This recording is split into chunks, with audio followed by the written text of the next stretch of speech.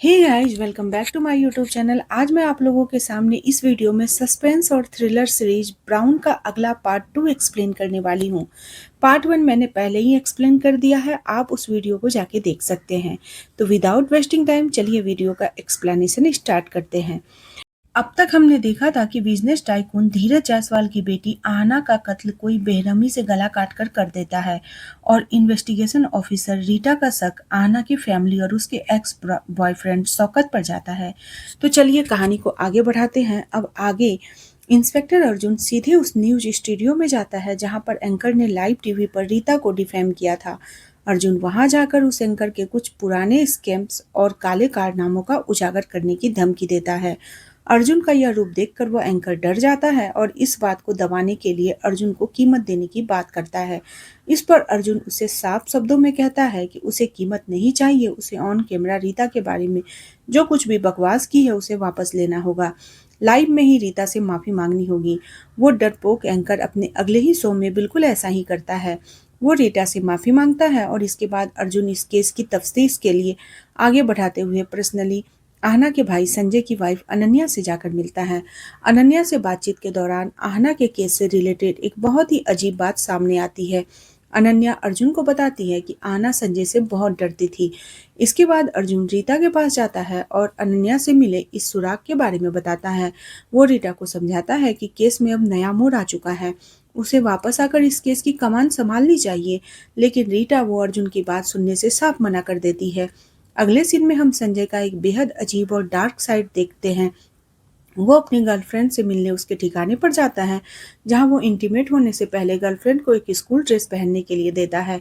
संजय की इस घिनौनी हरकत को धीरज जायसवाल का इन्फॉर्मर चुपके से अपने कैमरे में रिकॉर्ड कर लेता है। दूसरी तरफ पुलिस कमिश्नर एक बड़ा फैसला लेते हुए आहना मर्डर केस का नया इंचार्ज अर्जुन को बना देते हैं। कमिश्नर अर्जुन पर प्रेशर डालते हुए कहते हैं कि वो किसी भी तरह ड्राइवर राजू को ही कातिल साबित कर दे, इस केस का हमेशा के लिए क्लोज कर दे। हालांकि अर्जुन अंदर से इस बात के लिए बिल्कुल भी तैयार नहीं था, पर अपनी जॉब खोने के डर से वो कमिश्नर की बात मान लेता है। जब टीवी पर राजू की गिरफ्तारी और केस क्लोज होने की न्यूज आहना की मां नौनी देखती है तो उनका दिल टूट जाता है। उन्हें साफ एहसास हो जाता है कि उनकी बेटी आहना को जस्टिस नहीं मिला है और उनके पति धीरज जायसवाल अपने ही दम पर इस केस को दबाने की कोशिश कर रहे हैं। उधर आहना का एक्स बॉयफ्रेंड शौकत पर भी इस केस का असर पड़ता है। मर्डर केस में सस्पेक्ट होने के बावजूद उसे लैब में एक्सपेरिमेंट्स करने से पूरी तरीके से बैन कर दिया जाता है। कॉलेज और लैब का यह एक्शन शौकत को बिल्कुल भी रास नहीं आता है। वह गुस्से से भर जाता है। इसी बीच संजय के घर में भी बवाल खड़ा हो जाता है। अनन्या और संजय के बीच दूरियां इस कदर बढ़ चुकी होती है कि संजय फाइनली अनन्या को डिवोर्स दे देता है। हालांकि अनन्या को संजय की इस कदम की उम्मीद पहले से ही थी। अब कहानी में एक बेहद खौफनाक ट्विस्ट आता है जब शहर में एक और बेरहमी से मर्डर हो जाता है। इस मर्डर का भी बिल्कुल उसी तरीके से हुआ था जैसे आहना का हुआ था। इस बार विक्टिम उषा नाम की एक लड़की थी। कातिल ने उसे एक बंद पड़ी फैक्ट्री के स्विमिंग पूल के ऊपर बांधकर लटकाया था और फिर बड़ी बेरहमी से उसका गला काट दिया था। क्राइम सीन पर पहुंचे फॉरेंसिक डॉक्टर घोष बाबू जब बॉडी की हालत देखते हैं तो तुरंत समझ जाते हैं कि यह उसी सीरियल किलर का काम है। वो बिना टाइम गवाए सीधा रीटा ब्राउन को कॉल करते हैं, लेकिन रीटा कॉल पिक नहीं करती है। दरअसल रीटा उस वक्त एक क्लिनिक में होती है जहां वो अपनी शराब की लत छुड़ाने की थेरेपी का सेशन ले रही थी। मगर डॉक्टर घोष बाबू अच्छी तरह जानते थे कि सातिर और साइकिल किलर को रीटा ब्राउन के दिमाग के बिना नहीं पकड़ा जा सकता है। इसके बाद हम वहां पे देखते हैं कि जहां रीटा अपनी थेरेपी के दौरान डॉक्टर संदीप से बात करती है। रीटा डॉक्टर संदीप को शुक्रिया अदा करती है, घर पर डिनर के लिए इनवाइट करती है। इसी बीच इंस्पेक्टर अर्जुन वहां पहुंचता है और रीटा को दूसरे मर्डर की खबर देता है। केस की गंभीरता को देखते हुए रीटा आखिरकार अर्जुन की हेल्प करने के लिए इस केस में आ जाती है। रीटा और अर्जुन तुरंत दूसरी विक्टिम उषा के घर पर इंट्रोगेशन के लिए जाते हैं। पूछताछ में पता चलता है कि उषा की शादी कुछ साल पहले ऋषभ से हुई थी। वो अपने ससुराल में काफी खुश थी। वह उसका ख्याल रखती थी और पूछताछ के दौरान अर्जुन को शक होता है ऋषभ के दोस्त और बिजनेस पार्टनर अंकित पर, क्योंकि बातचीत के दौरान उसका बिहेवियर थोड़ा सा सस्पेक्ट लग रहा था। अर्जुन तुरंत अपनी साइबर टीम को अंकित के पास्ट लोकेशन और मूवमेंट को ट्रैक करने का ऑर्डर देता है। अब न्यूज़ चैनल और मीडिया में यह बात आग की तरह फैल जाती है कि उषा का मर्डर भी बिल्कुल आहना जायसवाल की तरह ही हुआ है। मीडिया पुलिस पर सवाल उठाने लगती है। पुलिस ने आहना के केस में किसी गलत आदमी को फंसाया है, जबकि असली कातिल कोई और साइको किलर है जो खुलेआम घूम रहा है। यह सब टीवी पर देखकर धीरज जायसवाल बुरी तरह घबरा जाता है। सीएम को कॉल कर लगाता है और जायसवाल पब्लिक प्रेशर का वास्ता देकर सीएम के केस को रीओपन करने के लिए कहता है। सीएम तुरंत पुलिस कमिश्नर को फटकार लगाता है और आदेश देता है कि रीटा ब्राउन को वापस लाकर आहना मर्डर केस का री इन्वेस्टिगेशन शुरू की जाए। मजबूरन कमिश्नर रीटा को बुलाकर केस वापस सौंपने की बात करता है, लेकिन रीटा यहाँ पर अपना कड़क अंदाज दिखाती है। वो कमिश्नर से साफ कह देती है कि वह इस केस का इंचार्ज नहीं बनेगी, बल्कि सिर्फ अर्जुन को असिस्ट करेगी। इस दौरान आहना की best friend Shefali inspector Arjun के पास पहुंचती है। शेफाली रोते हुए आहना के एक्स बॉयफ्रेंड शौकत के खिलाफ मारपीट और कंप्लेंट दर्ज कराती है। अगले सीन में रीटा एक रेस्टोरेंट में डॉक्टर संदीप को किसी एक औरत के साथ देखती है। जब वह इस बारे में संदीप से पूछती है तो संदीप बात करते हुए बताता है कि वह उसकी एक पेशेंट है। उधर फॉरेंसिक डॉक्टर घोष बाबू को ऑटोप्सी रिपोर्ट के लिए एक बेहद चौंकाने वाली बात पता चलती है कि मर्डर के टाइम उषा प्रेग्नेंट थी। इस बीच अर्जुन को अपनी साइबर टीम से अंकित की मोबाइल लोकेशन मिल जाती है। रिपोर्ट के मुताबिक मर्डर वाली रात अंकित एक होटल में रुका हुआ था, जबकि पूछताछ में उसने दावा किया था कि वह अपने घर पर था। उसके बाद अर्जुन उस होटल में पहुंचता है तो वहां पर एक अलग ही नज़ारा देखने को मिलता है। कैमरे के अंदर अंकित और उषा का पति ऋषभ दोनों अर्धनग्न व्यवस्था में मिले थे। यानी ऋषभ और अंकित आपस में गए थे और एक दूसरे के साथ सीक्रेट रिलेशनशिप में थे। अर्जुन उन दोनों को अरेस्ट करके सीधे पूछताछ वाले रूम में लेकर आता है। वहां रीटा जब अपने स्टाइल में उनसे पूछताछ करती है तो ऋषभ रोते हुए एक बड़ा सच उगलता है। ऋषभ बताता है कि शादी के कुछ दिन बाद ही वह उसने उषा को सच बता दिया था कि वो और उसने यह शादी सिर्फ अपने फैमिली प्रेशर में आकर की है। अगले सीन में रीटा ब्राउन अपने इन्फॉर्मर जॉन से जाकर मिलती है। जॉन रीटा को उस लड़की का एड्रेस देता है जिससे संजय गुपचुप तरीके से मिलने जाया करता था। इसी बीच धीरज जायसवाल का इन्फॉर्मर उन्हें संजय का एक वीडियो दिखाता है, जिसे देखकर जायसवाल समझ जाते हैं कि अब पानी सिर से ऊपर हो चुका है। वह तुरंत उस लड़की को शहर से कहीं दूर भेज देते हैं और साथ ही संजय का पासपोर्ट भी रेडी करने को कहते हैं। इसके बाद रीटा और अर्जुन तफ्तीश के लिए सीधे उस क्लिनिक पर छापा मारते हैं जहां पर उषा का अबॉर्शन हुआ था। पुलिस को देखते ही क्लिनिक का स्टाफ और डॉक्टर भागने लगता है, क्योंकि वहां अवैध रूप से अबॉर्शन का धंधा चल रहा था। पुलिस तुरंत उस क्लिनिक को सीज कर देती है। वहां पर एक नर्स ने रीटा को उषा के बारे में बेहद इमोशनल और जरूरी जानकारी देती है। नर्स बताती है कि उषा उस बच्चे को गिराना नहीं चाहती थी, लेकिन ससुराल वालों के भारी प्रेशर के आगे वो बेबस थी। उसके पेट में एक नन्ही सी बच्ची थी और अबॉर्शन के बाद उषा क्लिनिक में फूट फूट कर रोई थी। रीटा और अर्जुन अब संजय की गर्लफ्रेंड से मिलने के लिए निकल रहे होते हैं। तभी उनकी साइबर टीम उषा के फोन से रिकवर की गई एक ऑडियो क्लिप उन्हें भेजती है। उस ऑडियो में उषा का जो दर्द सामने आता है, उसे सुनकर सबके रोंगटे खड़े हो जाते हैं। उषा अपनी रिकॉर्डिंग में कहती है कि यह सब किसी को बताना नहीं चाहती थी, लेकिन किसी ने उससे कहा था कि सच उगलने के लिए उसका मन बोझ हल्का हो जाएगा। उषा बताती है कि शादी के बाद जब उसका पति ऋषभ उसके करीब नहीं आता था, तब एक दिन ऋषभ बिजनेस ट्रिप पर बाहर गया हुआ था तो उषा के साथ एक खौफनाक हादसा हुआ। उसके फादर इन लॉ जैन ने उसके कमरे में घुसकर उसके साथ जबरदस्ती फिजिकल रिलेशन बनाए। इस घिनौनी सच की जानकारी उसकी सास को भी थी, लेकिन वह चुप रही। इसके बाद यह दरिंदगी लगातार बढ़ती चली गई। जब उषा ने हिम्मत जुटाकर ऋषभ को यह सब बात बताया तो ऋषभ ने इस पर कोई ध्यान नहीं दिया। दरअसल ऋषभ के पेरेंट्स को खानदान का चिराग यानी कि लड़का चाहिए था और ऋषभ के गे होने की वजह से यह सब मुमकिन नहीं था। तो ससुर ने खुद उषा के साथ यह घिनौनी खेल शुरू कर दिया।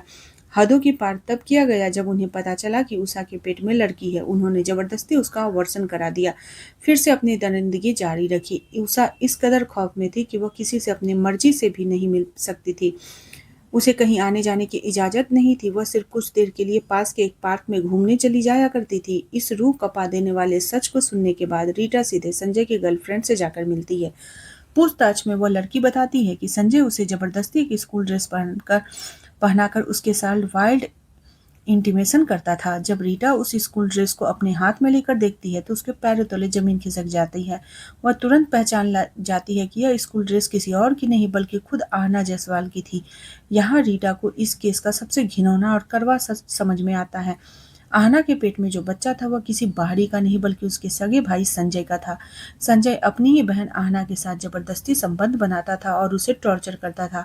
आहना भी इसी लोकलाज में शर्म की वजह से कभी अपने इस भयानक दर्द को किसी से कह भी नहीं पाई थी। इस बेहद घिनौने सच को जानने के बाद इंस्पेक्टर अर्जुन गुस्से से तमतमाता हुआ पुलिस कमिश्नर के पास पहुंचता है और जायसवाल फैमिली के खिलाफ अरेस्ट वारंट इशू कराने की मांग करता है, लेकिन कमिश्नर सीधे तौर पर मना कर देता है। उनका कहना था कि इतने कम एविडेंस के दम पर वह धीरज जायसवाल पर हाथ भी नहीं डाल सकता क्योंकि उसका सीधे लिंक सीएम तक है।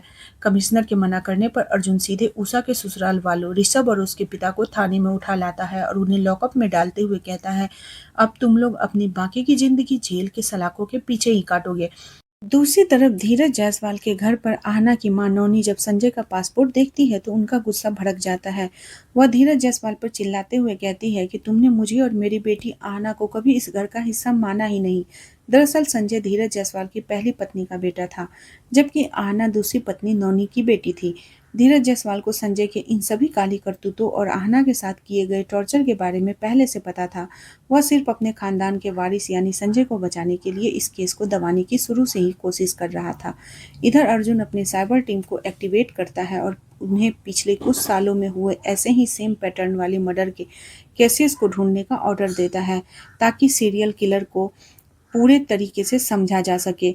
उसके बाद पुलिस शेफाली के साथ घरेलू हिंसा करने के आरोपों में शौकत को भी कस्टडी में ले लेती है। जब अर्जुन शौकत को रिमांड पर लेता है तो शौकत अपना बचाव करते हुए बेशर्मी से कहता है कि शेफाली को खुद बेड पर उसका एक वाइल्ड अंदाज पसंद था और यह मारपीट उनके रिलेशनशिप का ही एक हिस्सा है। अगले सीन में अर्जुन की साइबर टीम को पुराने रिकॉर्ड्स खंगालते हुए ठीक ऐसा ही एक पुराना केस मिल जाता है। साल 2001 में बॉम्बे मेडिकल कॉलेज में मुर्दा घर में एक लड़की के साथ गरासे से किसी का गला काट दिया था।